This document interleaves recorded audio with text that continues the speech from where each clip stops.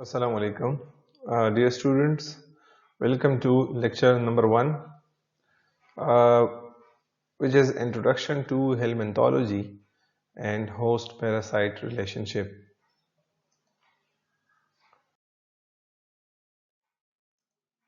Outlines of today's lecture are, in this lecture, we will talk about helminths, Introduction to the Helminthology, and we will also talk about host-parasite relationship.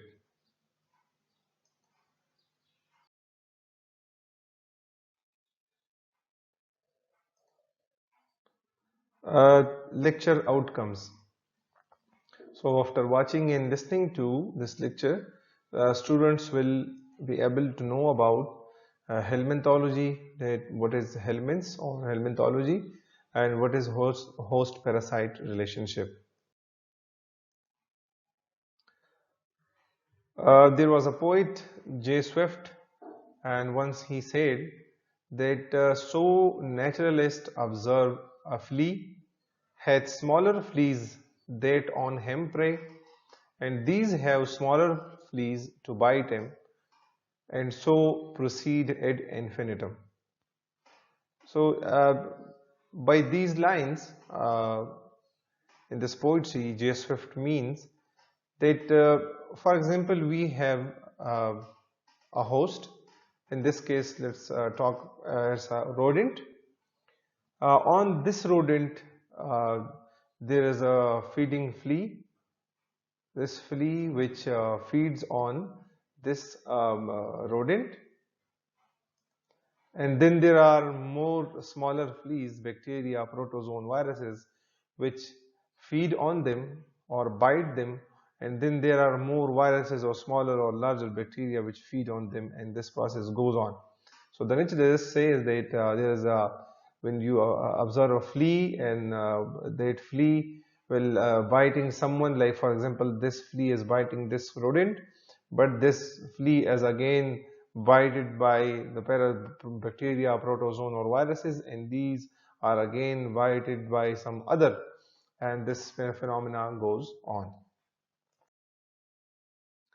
So a question arises that whether parasites are more or non-parasites are more. So this question arises that whether parasites are more or non-parasites are more. So like viruses, they are also parasites and parasitic bacteria. So why the term parasitic? Because there are bacteria which are parasitic, they are beneficial to human beings, so I will consider parasitic bacteria. And then rickettsias and fungi. So even if we exclude viruses, and if we exclude even bacteria and rickettsias and these fungi, so still parasites, they are in majority. So they are in huge or large number as compared to like the non-parasitic life, and they are very successful. Now, the bodies of free living organisms like plants and animals, they are actually presenting very rich environment which is very rich regarding food, space, availability, as a good niche. The bodies of these free living plants and animals, they are always like infected or colonized by a various number of parasites. The bodies of these plants and animals, which are very rich and present a rich environment, have been colonized by numerous parasites throughout evolutionary history. So during the evolution, the bodies of these animals and plants were always like infected or colonized by a number of parasites. So they consider the body of an elephant or giraffe or a zebra or a lion or a rhinoceros, or even the smaller rodents or the tapirs, etc. And for you consider the bodies of very like large trees like the tree of Babua. So these the bodies of these plants and these animals are always in the evolutionary history they were colonized by parasites like many helminths. These the bodies are of human beings, and these animals are always like infected with these human tapeworms or whipworms or pinworms and scaries and liver fluke, and there are many tapeworms and beeform, etc., etc.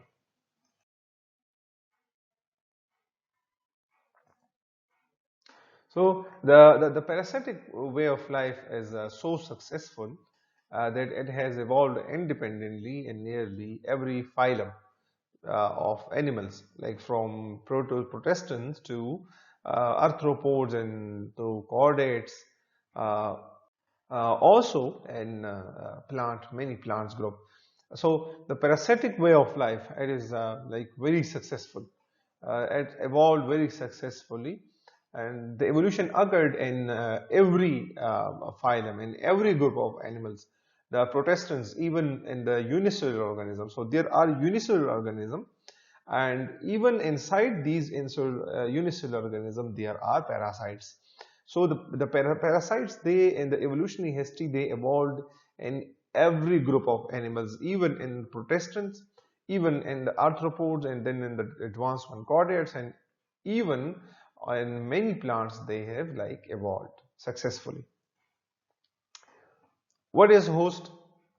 So a host is actually organism that is usually not a parasite. So sometime a host may be a parasite, because as I told you in the very beginning, in the very start, the scientist, the poet who told us that there are fleas which are biting someone, and these fleas are again biting by someone and infected by someone else, and the story goes on.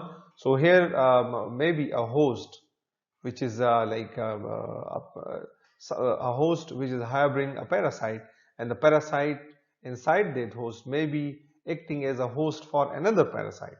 So organisms that are usually not parasites are called hosts, or individual which harbor a parasite is known as host, or an individual which is giving a place for living and feeding to another individual which is known as parasite. So for example, human beings, if we consider human beings, so in case of human beings, the human beings may be infected with more than 100 kinds of flagellates or amoebas or ciliates, worms and lice and fleas and ticks and mites. So a human being is like acting as a host for all these parasites, for these flagellates, for ciliates. So the human being is a host, and these are all parasites, ectoparasites or endoparasites. And it is very uncommon. It is very uncommon that when you are like examining a domestic animal or a wild animal, or even if you are examining a tree, and you will find it without at least a single species of parasite. So this is not possible. Normally you will find a number of parasites. Maybe sometime there are at least one or maybe less, but at least you will find the bodies of these animals and plants with at least some of the parasite. It is not possible that you will find it without any parasites. And even those animals which are like kept or reared under very strict laboratory hygienic conditions, and even if you observe them, you will find them infected with some commonly infected protozoans and some parasites. So even those animals or plants which are kept under very strict laboratory condition for laboratory purposes or for experimental purposes, even still you will find many protozoans or parasites inside them. So often the parasite themselves are hosts for other parasites, and again I will remind you the poetry of J. Swift, that a parasite which is a parasite on some host as acting as a host for another parasite, and that another parasite is again acting as a host for some other parasite. So sometimes the parasites, they are acting as parasite host for some other parasites. So the science of parasitology has developed out of efforts of which efforts to understand parasites and their relationship with their host. So basically, in parasitology, the efforts are, or what we are developing in parasites, or what are the efforts of the parasites, is to understand and to find out the relationship of the host and parasite with each other. And by understanding these relationship between the host and the parasite, then we can easily understanding that association, and we can easily exploit it. So now let's talk about the relationship of parasitology to other sciences. So the first and most obvious stage in the development of parasitology is actually to discover parasite. If there are no parasite, so there is no parasitology. So it's rely on the discovery of the parasite themselves. So descriptive parasitology, maybe it was begun prehistory, uh, but actually the start was like, for example, taxonomy as a formal science when it started. However, with the Linnaeus publication of the 10th edition of Systema HD in 1758, where he described Linnaeus by himself. He described one of the very common parasite known as sheep liver fluke, Fasciola hepatica. And over the next 100 years, then many common parasites were like described, and also their developmental stages were described. So actually it started, first it was like descriptive embryology, but when like the Linnaeus, when he identified this sheep liver fluke, Fasciola hepatica, and then it started. Then the race began, and in the coming years, then many many common parasites, and then and their developmental stages were described later on. Systematics rely on published species description, as well as on studies of the DNA, on the studies of protein, studies of ecology and geographical distribution, to what to develop phylogenies and evolutionary histories of parasites. So for example, if you want to like generate or construct evolutionary history or a phylogeny for a specific parasite, so you need to go to the systematics. And what is systematics like based on? What systematics rely on? What systematic will approach?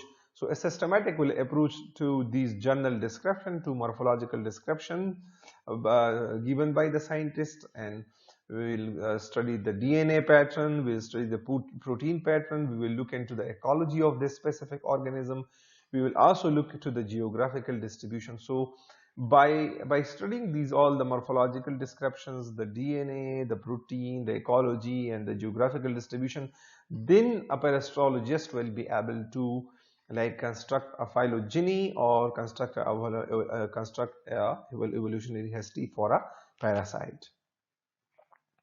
In the same way, like for controlling the parasitic infections, when we need, like for example, the epidemiologist, they must need to understand the sociological, like, and the political factors. So to control the parasitic infection, an epidemiologist will look into the sociological, to the political factors, to the climate of the of that locality, to the local traditions, that whether those local traditions are like conducive to the spread of the infection or not. It will also look to the climate, there it is, whether that environment is conducive, it is suitable for, it is in the tolerance range of that parasite.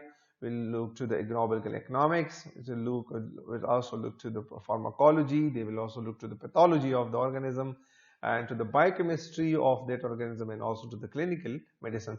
So by looking to all these aspects, an epidemiologist will be able then to control a parasitic infection. Um, so when people discovered that parasites were troublesome and even serious agents of diseases, they began an ongoing efforts to heal the infected and eliminate the parasites. So before, it was not known that what are the causative agents of the diseases, because some were like many people have different like psychological thoughts and psychologies. Some people thought that the diseased people, they are in the divine curse, there is a divine curse on them, God have cursed them, or sometimes they will say it is because of the black plague, or sometimes they will say that it is a bad year, it came from a bad year, or some of the thought there some poisonous vapors are there which are the causes of these diseases. But once the scientists they confirm that the parasites are actually responsible for these diseases, so then they started going to do what? To heal the infected people, to cure them, and to eliminate the parasite. So curiosity about roots of infection led to the studies of parasitic life cycle. Now, like for example, if you want to control a parasite, first of all you have to look at the parasite's life cycle, and where you will find some vulnerable stages where you can hit these parasites and eliminate them. So in the last part of the 19th century, certain animals like ticks and mosquitoes could serve as vectors. They transmitted parasites to humans and their domestic animals. So then, like in the 19th century, human beings they have found it or find it out that ticks and mosquitoes are also acting as vectors. They are also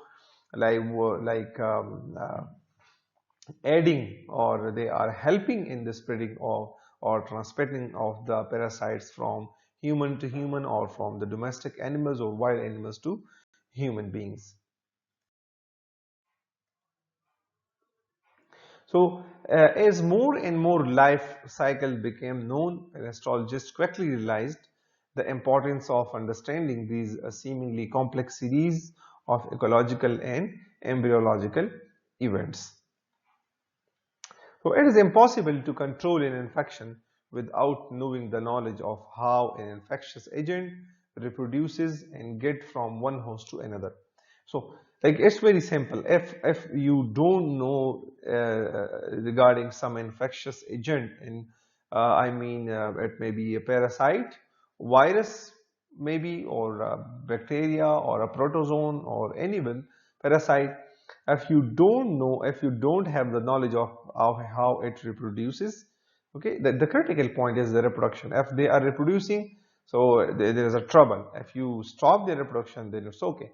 So the first thing is that you have to understand, you must have a sound knowledge of the regarding the reproduction or the reproductive cycle of that infectious agent. And then you have to know that how it get from one host to another. For example, people didn't know that how malarial parasite like transfer from one human being to another. So once they find out that mosquitoes are responsible, then it became easy, and you control the mosquitoes and you control the malaria. So like it is very important to find out, to know, or you have the knowledge of how the infectious agent or the parasite, how they reproduce, or how they get from one host to another. So like parasite systems have provided outstanding models and studies of like basic biological phenomena. Uh, like in the 19th century, von Benden described meiosis. Now, the parasite systems and their models, they have like a very sound role in the history. And what is that? It is in the 19th century, von Benden, he described the meiosis, and Boveri demonstrated the continuity of chromosomes. And both of these phenomena were like discovered in a parasite nematode. In the 20th century, Kalin discovered cytochrome and the electron transport system during his investigation of parasitic worms and insects. So, like Kalin, he discovered these systems, cytochrome and electron transport system in insects and in parasitic worms. Currently, biochemical techniques are widely used in studies of parasite metabolism, immunology, and chemotherapy. So, like the biological techniques which are used like parasite metabolism, immunology, and chemotherapy. These are like widely used in biochemical techniques. Use of electron microscope resulted in many new discoveries at the subcellular level. Like the techniques of modern molecular biology have contributed new diagnostic methods and new knowledge to the relationship between parasites, and they offer much hope in development of new vaccines. So these are the contributions. Certain parasite like protozoans,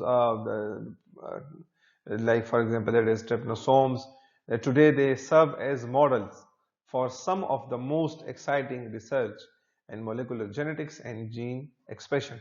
So in gene expression and molecular genetics, the trypanosomes and many other protozoans are like they are study models. So they are providing a background for them.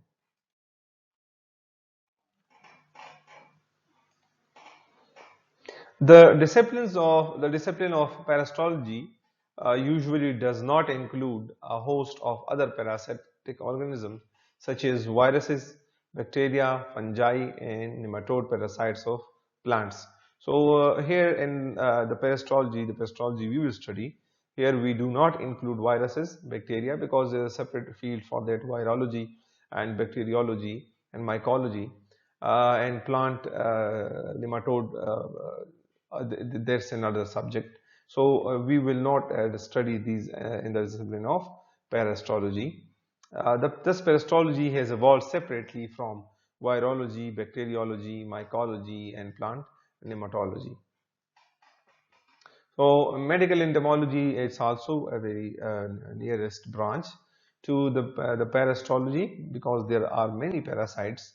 This medical entomology it actually branched off as a separate discipline from the main branch parasitology, but it remains as a subject of paramount importance to parasitologists.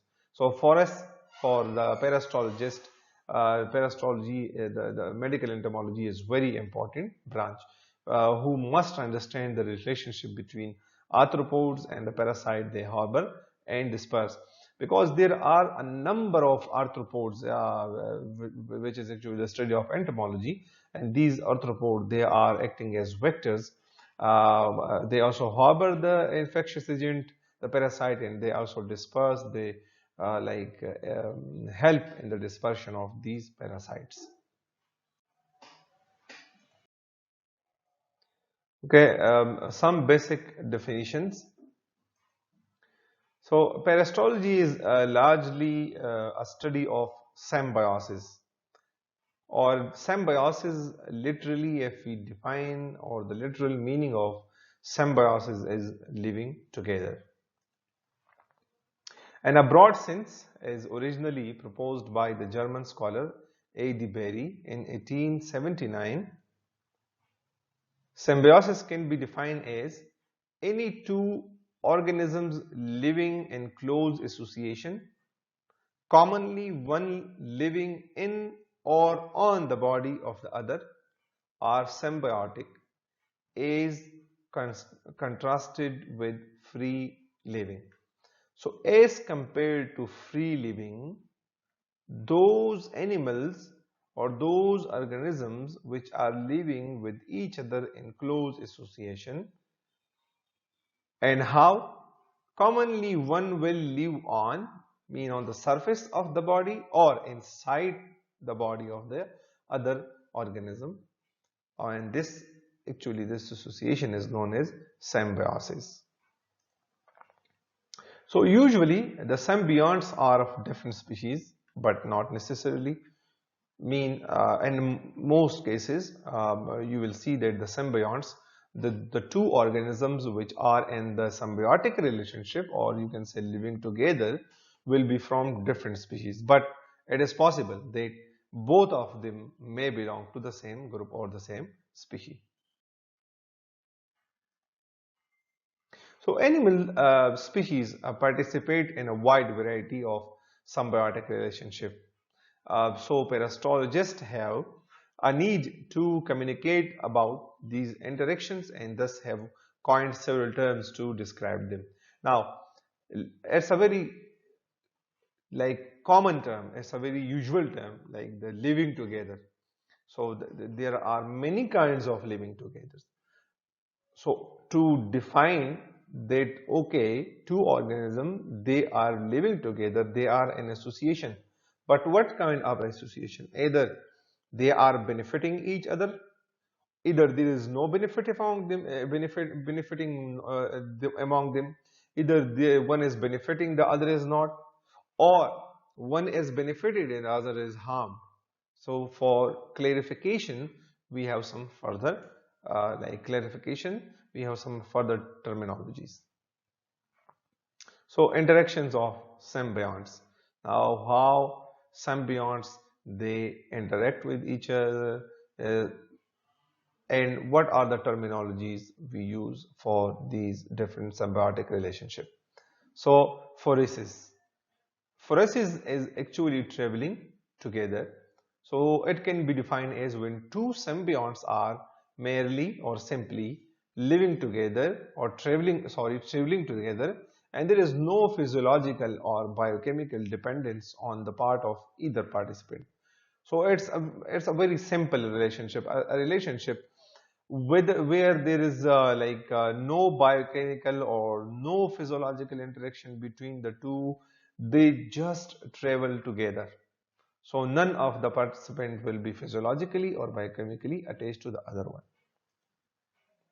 So usually one phorone is smaller than the other and is mechanically carried about by its larger companion.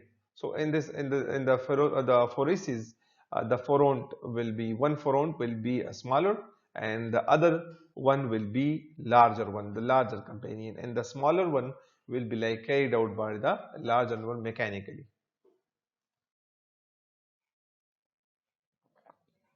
Like for example, in this example, the gooseneck barnacles like growing on the legs and carapace of a crab. So you can see these goose barnacles. They are growing and the whole body of the carapace of the crab. So the larger companion is this crab, and the smaller companions or the smaller phorones are the gooseneck barnacle. So they are just mechanical carried out by this large crab. So this is one kind of symbiotic relationship where they just merely travel together. There is no physiological or biochemical interaction between them.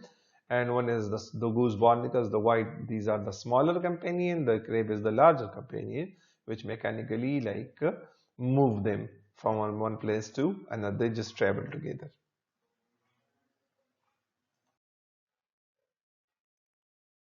Uh, Another example is of bacteria on the legs of the housefly and fungus spores on the feet of the beetle. So in both the cases, you can see that fly is the larger companion and beetle is the larger companion, while bacteria and fungus spores are the smaller companions. And actually, these flies and these beetles, they carry out these bacteria and fungus spores from one place to another, but there is no physiological or biochemical interaction between them. Another example is of the Dermatobia hominesis, which is a fly and whose larvae live beneath the skin of warm-blooded animals. So the females of this Dermatobia hominesis does not attach their eggs directly to the host, but rather they attach their eggs to the feet of the mosquitoes. And when these mosquitoes like when go for a meal onto the skin of the warm-blooded animals, so during their meal from the warm-blooded animals, they leave all these attached eggs on the surface of the skin, and these eggs will hatch very rapidly once they have like interaction with the skin of the warm-blooded animals, and it will bore into the skin of this organism. For example, this is the house, this is the Dermatomia hominesis, the female adult fly. It will lay eggs and it will attach its eggs directly to the feet of a mosquito. If this mosquito go for a bite on a warm-blooded animal, so they will leave their eggs on the surface of their skin, which once come and touch with these or interact with these warm-blooded animals will bore into hatch and will bore into the skin, and after maturity into the skin of these animals, it will again emerge as adult flies.